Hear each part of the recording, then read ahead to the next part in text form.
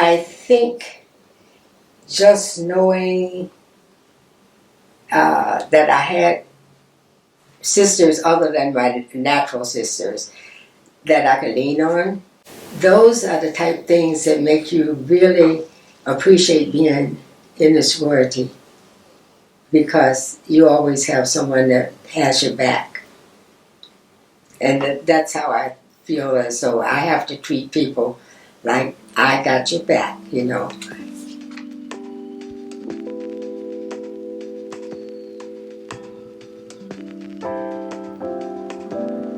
My name is Gertrude Elizabeth Jones Burke, and I was initiated in 1962 at Delta Omicron Chapter, St. Paul's College, Lawrenceville, Virginia.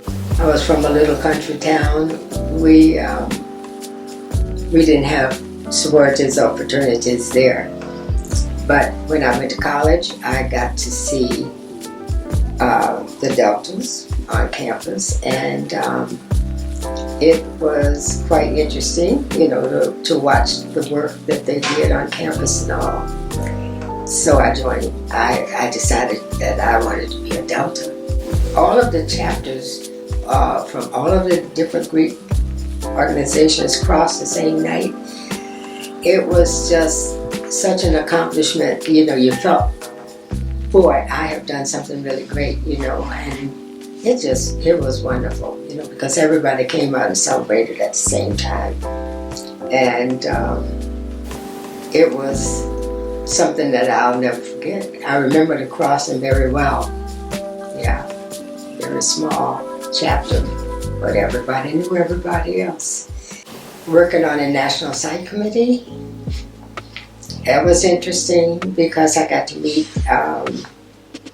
sorors from all over, because all of the regions were represented, and so I got to meet a lot of sorors from the different regions and became friends, you know, with them, because we got to see, you know, all of the workings of national and regional.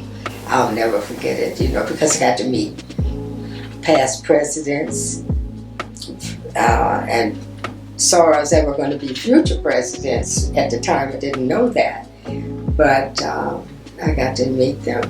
And one of the main ones that I remember was Marshall Fudge catching a cab together at the airport and riding up to the site where we were going. And she was hilarious, you know, very funny in that cab, not knowing that this was going to be a national president one day. That was interesting, yeah. And also, one of the other things that I'll never forget, meeting Madre Penn White when I was in the Cleveland chapter. She was very old at that time, but she would come to the chapter meetings, and if we didn't sing that national hymn right, she would stop us and say, "Taurus, you got to have energy when you're singing this song." She was a tiny little lady, you know. But I think I'm glad that I got to see her. I can say I have met one founder, and that was who it was, Madre Penn White. When I was state coordinator, I had my friend Joyce, Sarah Joyce Harrington, that would jump in and go with me on these road trips that I had to make, and I never had to ask her. She was always there willing, because she didn't want me on the road by myself.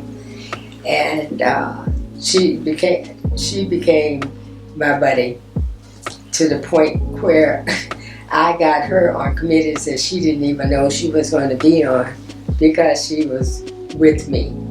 And I would say, "Oh, Sarah Harrison will do that," you know, anything. So, you know, we sort of went hand in hand. Yeah, that was one of the things, I think. And I've had other ones, you know, where sorors have stepped up and done things for me that surprised me, and I think hopefully that I have reciprocated, and done things for them too. Lifetime commitment. Once I feel as though it's like any other commitment. Once you have said, okay, I am going to join this I am going to join this organization, then I'm going to work in it. I'm going to do all that I can.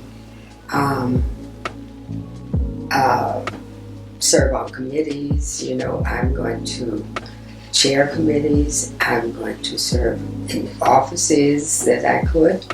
But I think the most rewarding thing was pinning my daughters when they cross. I have 2 adopted daughters, so those are things.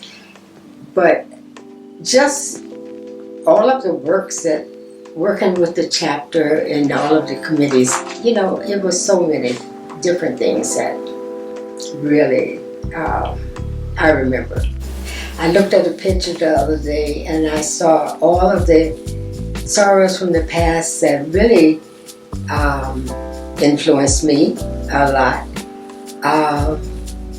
Saw Gwen Green, Irma Robinson, all of those sorrows from the past that are no longer here, and I think about all of the things that they did, how committed they were, and just,